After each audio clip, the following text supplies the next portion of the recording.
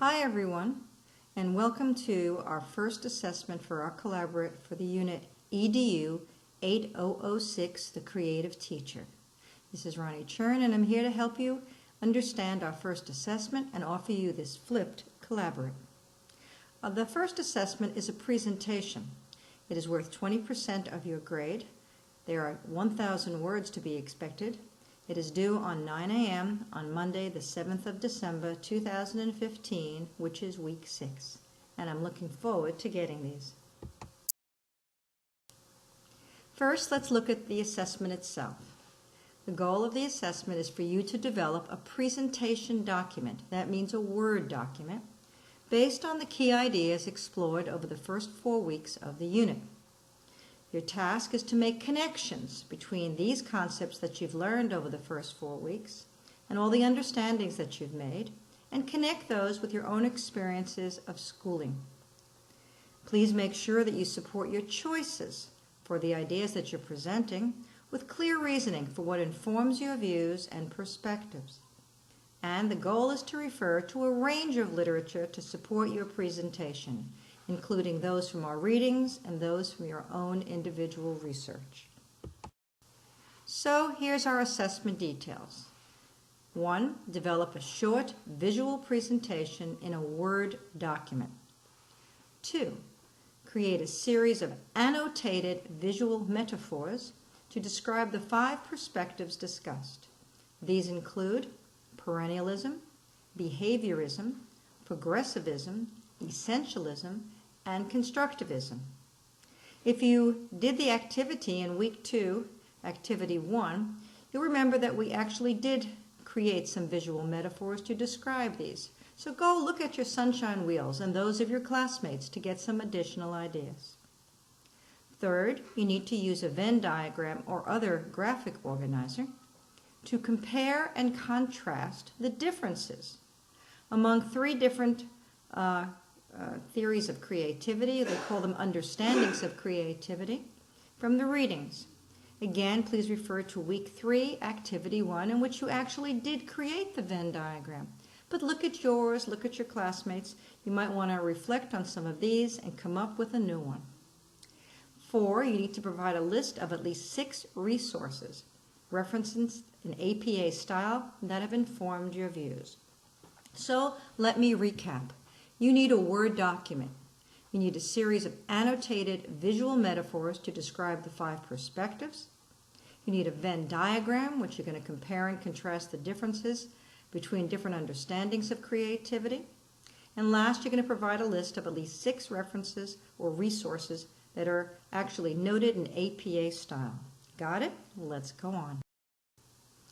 The expectations. Well, this particular unit has added an additional requirement. And I want to make sure that you understand this requirement so everyone does well. First, it's expected that you draw upon your weekly activities, your readings, and resources to help support and justify your responses, as well as to draw upon additional sources of information from independently sourced academic literature. This is consistent with most units, and all of you are master's candidates, something that you've been doing for some time now. In addition, this is what distinguishes this particular unit from several others. To accompany each response, you must provide evidence to demonstrate your completion of the weekly activity correlating to that scenario. For example, when you need to do a Venn diagram, well, you need to show us that you did a Venn diagram. When you need to have some metaphors, you need to show us that you've done some metaphors. This evidence can be in the form of a screenshot or the attachment of the actual documents themselves. Third, you need to note that although the activity itself will not be assessed, now we're referring to the weekly activities that you need to include, the evidence of your participation in these weekly activities is a component of the pass requirement.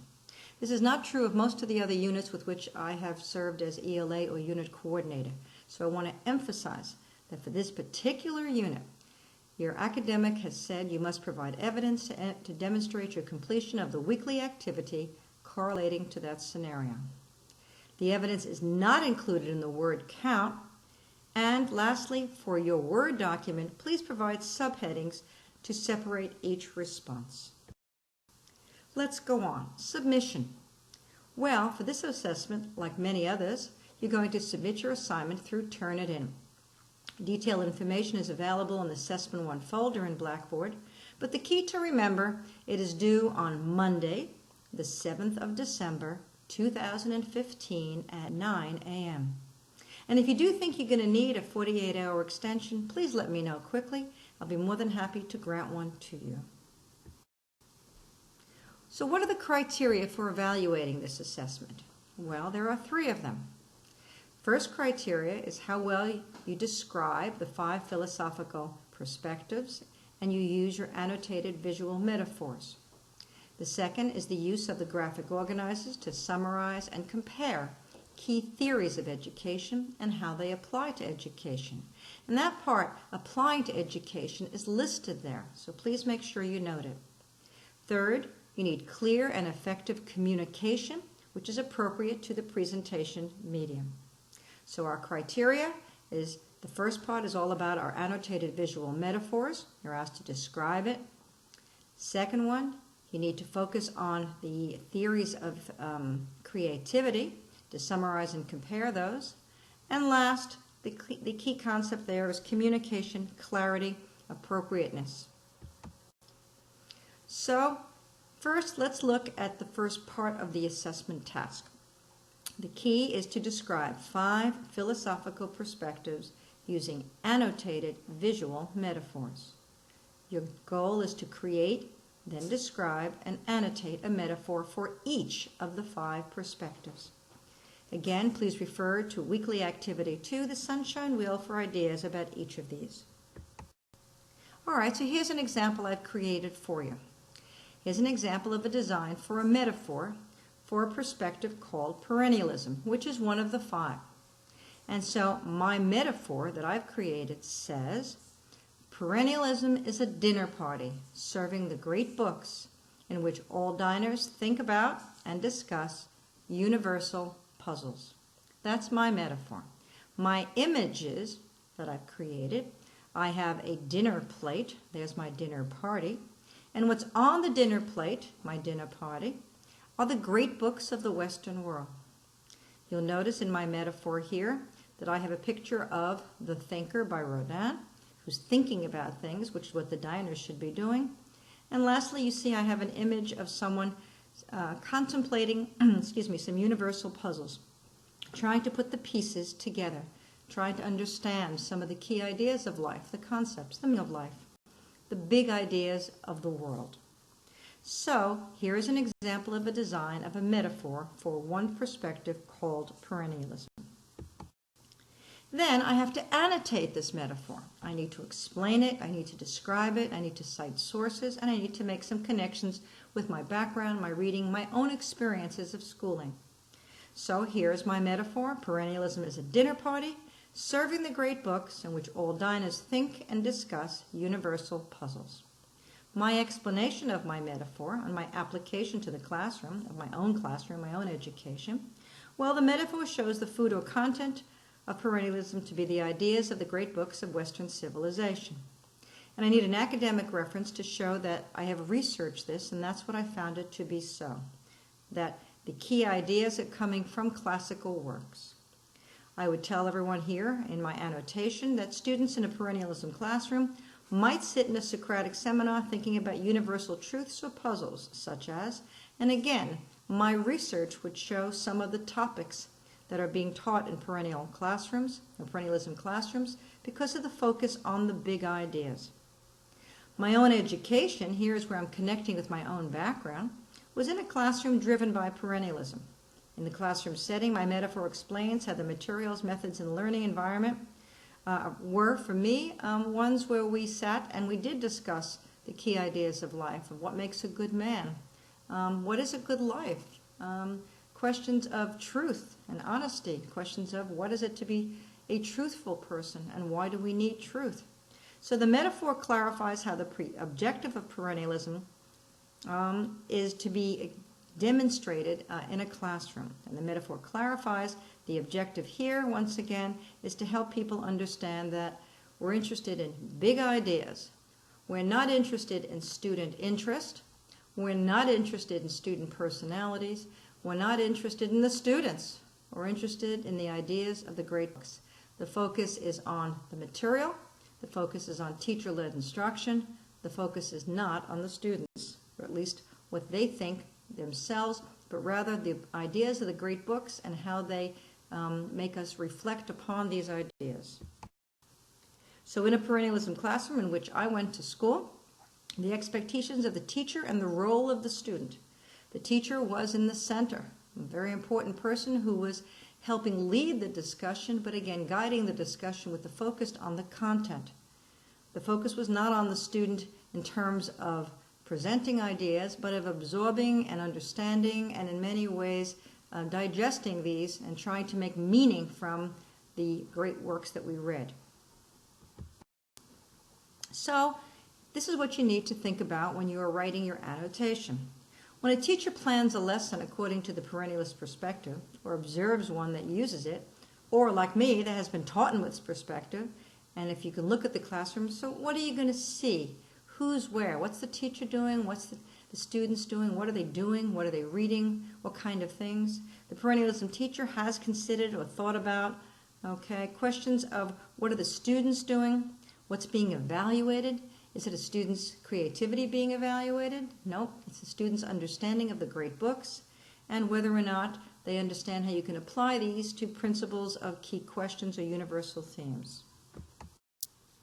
So, for the first part, we had to make sure we focused on a metaphor for each of the 5 perspectives. We needed to annotate it, use academic resources, and show an understanding of them. The second part, called Theories of Creativity, turns our attention away from the 5 perspectives, but rather towards multiple theories of creativity. We need to use our postings in week 3 in which students actually created a Venn diagram. And you'll see different ways of comparing and contrasting them among the various Venn diagrams on the Blackboard site. So if you recollect, that activity was to summarize key theories, you need to create a Venn diagram, and to review those and respond to them. Here is what it looks like. As you can see, we have 3 theories of creativity, and they say the word creativity definition.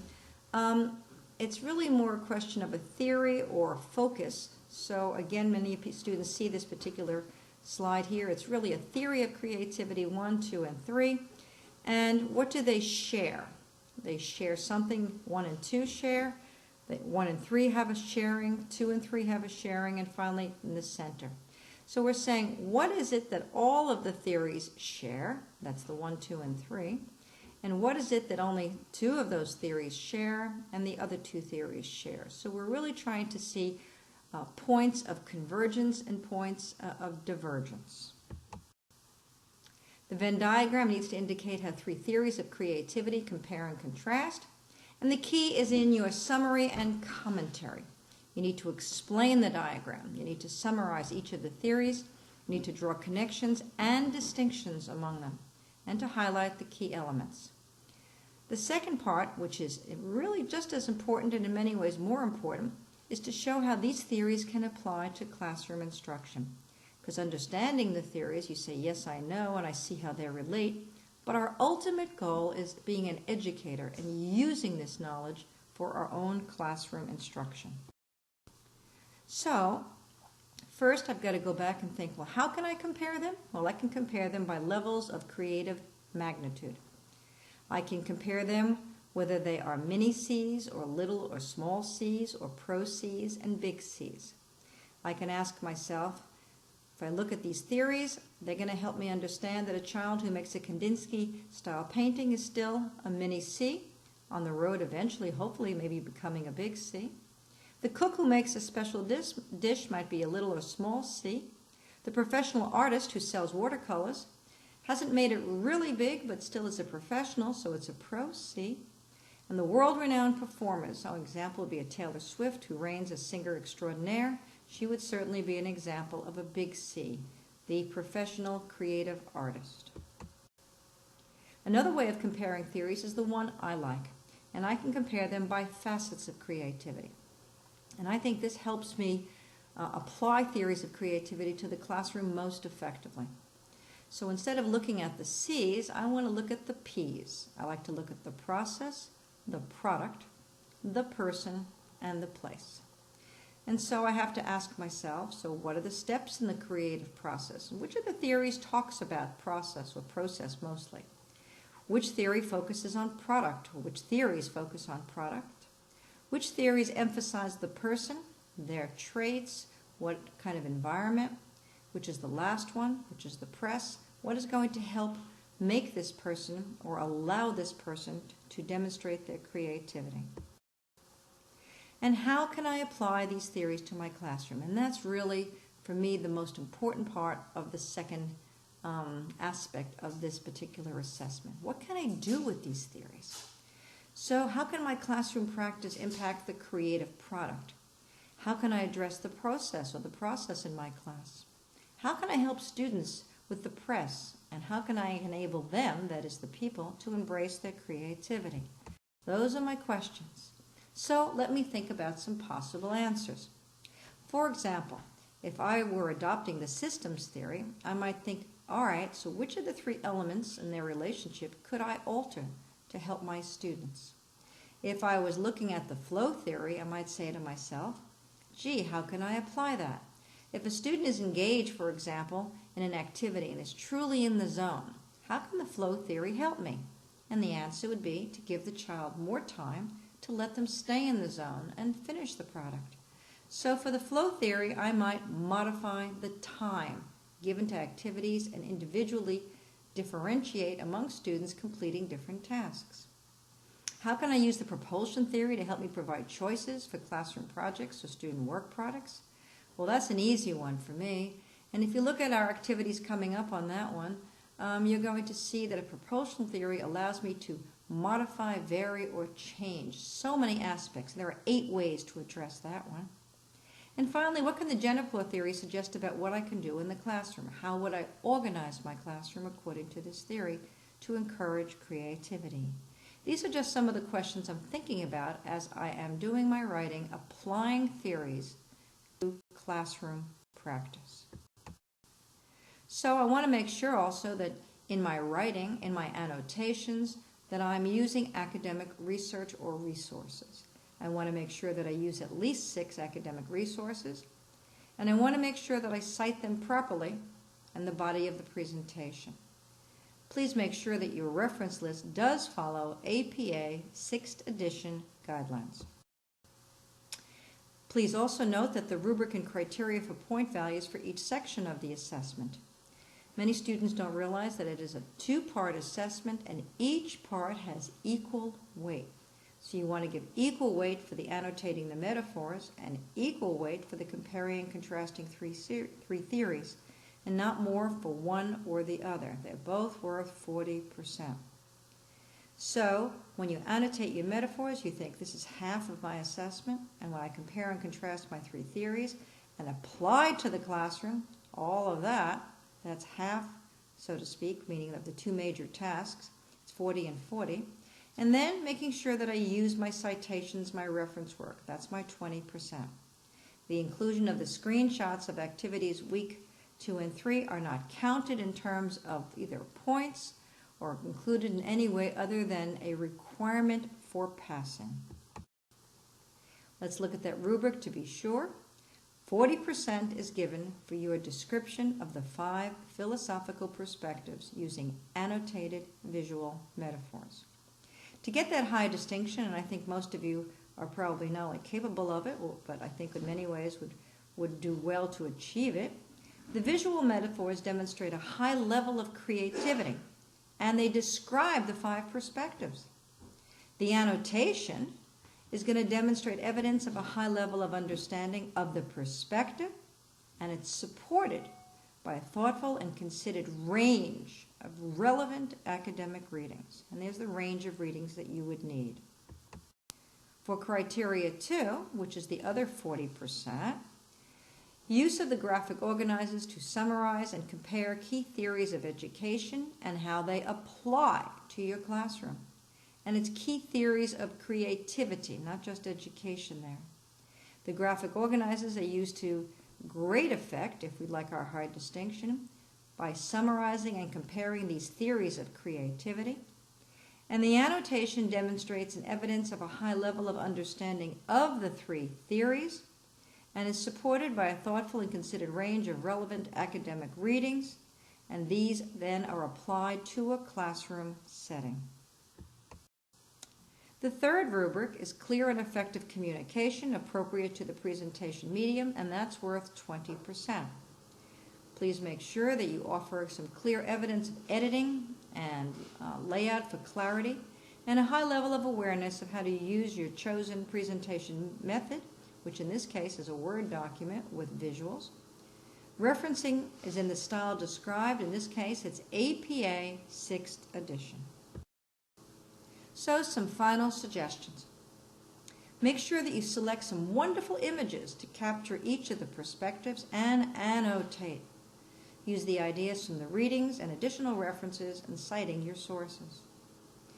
For a second, the other 40%, make a Venn diagram that compares and contrasts three theories, but it's your commentary that summarizes, compares, contrasts, uses academic references, and then apply these theories to classroom practice.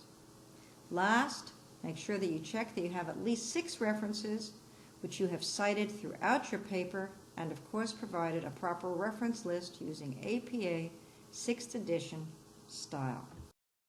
So, do you have any questions? Well, if you need more time to complete this task, please ask for an extension of 48 hours. If you're confused, post your questions on the discussion board, and your classmates and I will offer some advice.